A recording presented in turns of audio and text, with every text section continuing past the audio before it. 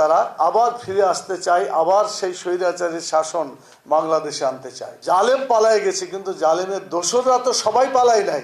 আজকে নতুন করে যখন আমরা গণতন্ত্রের জন্য সংগ্রাম আন্দোলন দেখলাম, এবং আমাদের এই ভাইয়েরা আমরা সকলে মিলেই, যদিও ছাত্ররা পায়োনিয়ার ভূমিকা পালন করেছে, আমি বলবো বাংলাদেশের সকলেই যারা গণতন্ত্রে বিশ্বাস করে, গণতন্ত্রের জন্য যারা কাজ করেছে এবং করে, তারা সকলেই এই পক্ষে থাকার কারণেই 2024 সালের 5ই আগস্টে আল্লাহ তাআলা একটা পরিবর্তন দিল আমাদের, আলহামদুলিল্লাহ।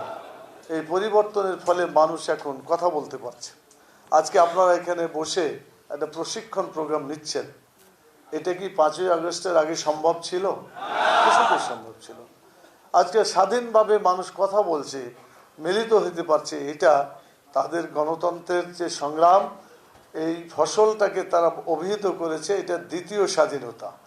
আমার প্রশ্ন হলো, দ্বিতীয় স্বাধীনতা যদি এটা হয়, তাহলে আগেরটা পরাধীনতা ছিল। পরাধীনতা না থাকলে পরে স্বাধীনতা তো হইতে পারে। দুইটাই স্বাধীনতা বললেও ওখানে একটার কারণে আমরা স্বাধীনতা অবশ্যই বলতে হবে, সেটা হলো আমরা একটা ভূখণ্ড পেয়েছিলাম, আমরা একটা পতাকা পেয়েছিলাম। কিন্তু দেখা গেল যে উদ্দেশ্য লক্ষ্য নিয়ে স্বাধীনতা অর্জন সংগ্রাম করা হয়েছিল, সেগুলো জনগণ পায় নাই। স্বাধীনতার সুফল তারা ভোগ করতে পারে না।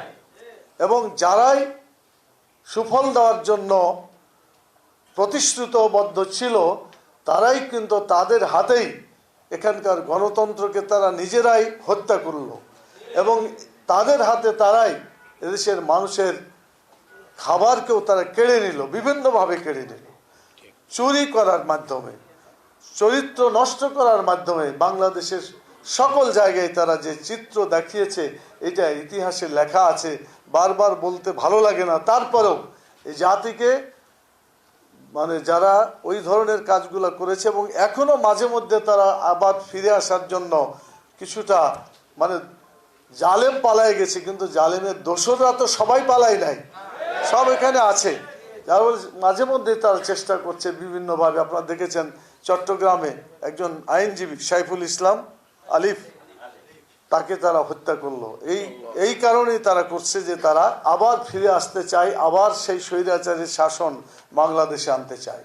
বাংলাদেশের মানুষ ঐক্যবদ্ধ হয়েছে, জীবন দিয়ে হলেও আর সেই ধরনের জুলুমের শিকার হতে চায় না বাংলাদেশের মানুষ।